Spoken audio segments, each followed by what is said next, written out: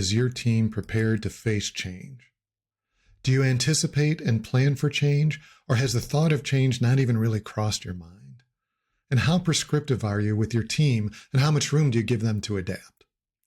Hi, I'm Seth Dobbs, and this is the Principle Driven Leadership Podcast, where I share principles of leadership along with examples of how to apply them to help make you be the best leader you can be.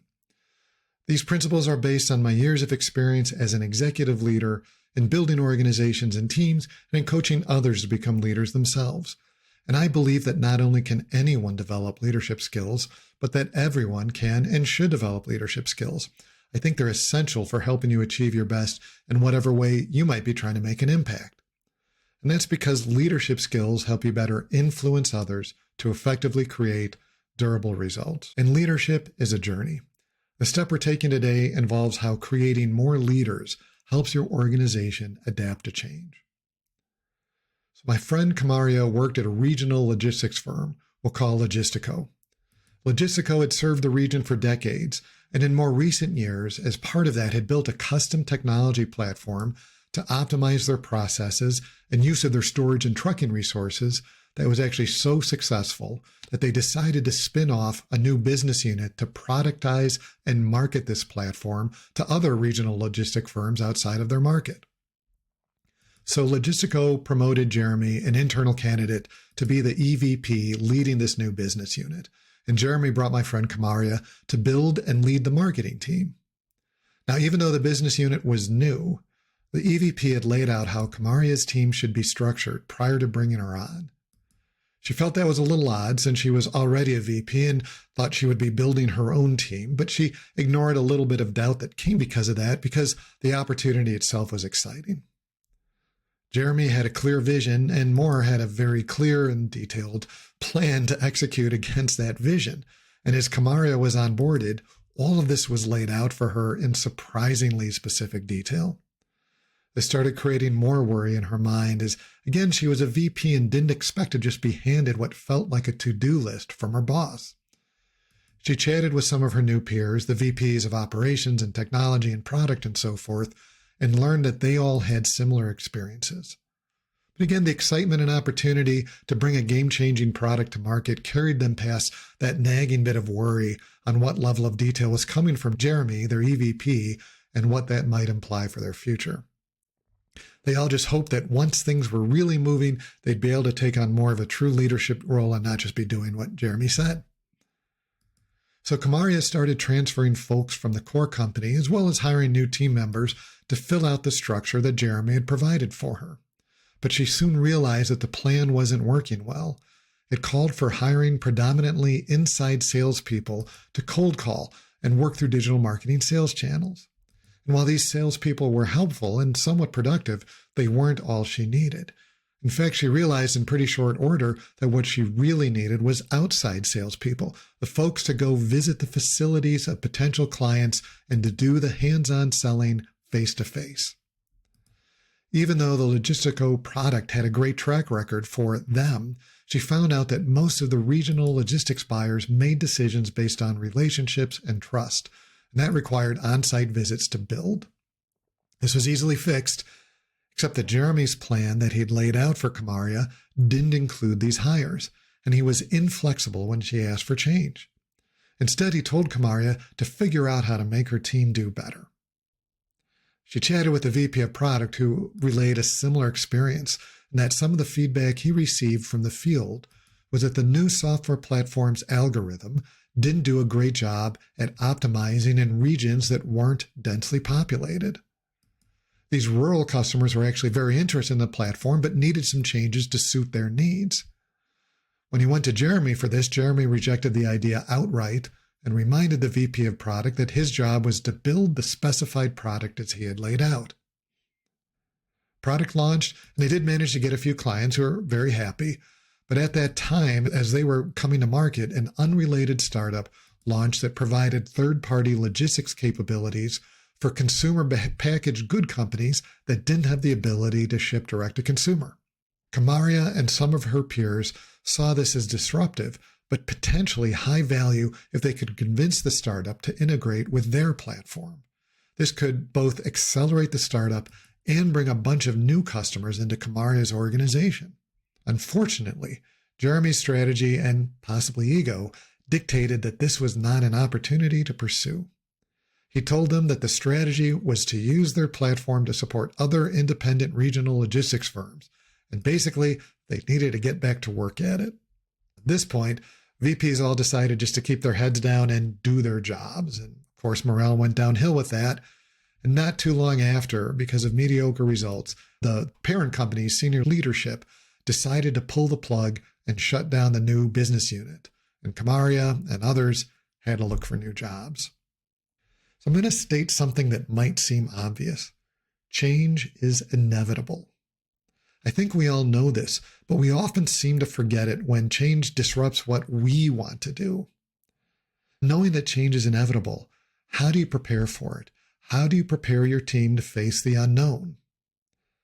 This is where the third core principle of principle-driven leadership comes in, that leaders create more leaders. Now, I've spoken this season a bit about the need to face reality, but with Kamaria's story, that wasn't so much the issue. Instead, Kamaria worked for a leader that wanted followers, not leaders, reporting to him. He laid out every detail for his executives to follow and gave them no room to use their own expertise. I have to wonder why Jeremy would hire an executive in the first place if all he was going to do with them was tell them what to do. But more importantly, in any situation as a leader, why do you want to be surrounded by people that are there to only do what you tell them? Doesn't matter if you're leading executives, individual experts, people that are new in the workforce, whatever. Building a team of followers limits your ability to reach your vision and narrows the diversity of thought to only a single path to that vision. That's typically not enough. The thing about followers is that they're there only to execute a plan they've been given, but can't or won't use their expertise to adapt to new information and change. Building a team of followers might be fine if you expect things to remain the same, but I'd suggest questioning that expectation if you really believe it. Leaders, on the other hand, they'll provide input, they'll raise issues, help you face reality, and are able to have the difficult conversations that are necessary to embrace change. They focus on outcomes and will seize new opportunities to reach those outcomes when circumstances change. But if you aren't able to embrace change, if your team isn't empowered to recognize and deal with change, you run the high risk of your organization becoming irrelevant. When your team only engages with you to agree with you, when you start hearing phrases like, "That's above my pay grade," you have an organization of followers, not of empowered leaders. Getting this right for Jeremy really involves changing the way he was engaging with his team. With Kamaria, instead of prescribing an exact hierarchy, Jeremy could have given her a budget and targeted outcomes centered around revenue growth and let her solve for that. The VP of product shouldn't have even had to talk to Jeremy about new requirements unless perhaps a change in budget or timeline was required to implement it.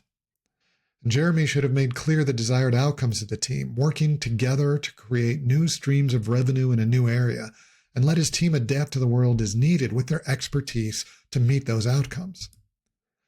This is why leadership skills and empowerment are so important. It lets you put the power to recognize and respond to change in the hands of people closest to the change, which is the most effective place to handle it. And as for the new opportunity the group saw, this is another reason why you want leaders, not followers. They were bringing a threat as well as an opportunity that Jeremy wasn't close enough to see. This is great behavior, regardless of whether or not their solutions were the right one. Raising this risk and opportunity was great. Now, many years ago, I made a very similar mistake. I was pretty new at leading and gave a key person on my team step-by-step instructions of what to do. And worse, I didn't even give all the steps at once. I actually doled out a few steps at a time as previous ones were completed. Now, in the end, he did everything I asked. I wasn't happy with the results because, of course, I hadn't thought of everything and things changed along the way and the steps weren't everything that was needed. Now, fast forward where I have changed and grown a bit and a few years later to a manager that was newly reporting to me. Previously, she had been working under a micromanager and switched to working under me about halfway through the year. My first review of her was probably one of the worst she'd had in a while, And not because she was particularly bad at her job, but she had done the things her previous boss had asked, but hadn't achieved the things that we really needed. In fact, many of her client projects were suffering. And in a couple cases, there's been some changes over at the client that she didn't adapt to because she was following the program her boss had given her. So she was not happy with her review. And I told her, look, my main measure for you would be revenue growth and client happiness. I didn't really care how she got there, if she worked within budgetary constraints and stuff like that. So it took a little bit of learning and back and forth to really understand what I meant. But once that was settled, things went great with her, and she achieved all the targets she needed and was well reviewed throughout the years after that. Now, I spent a bit of season 1 talking about empowerment. I just want to recap briefly that you don't empower people to do what you say. You empower them so that they have the autonomy and alignment to drive towards outcomes.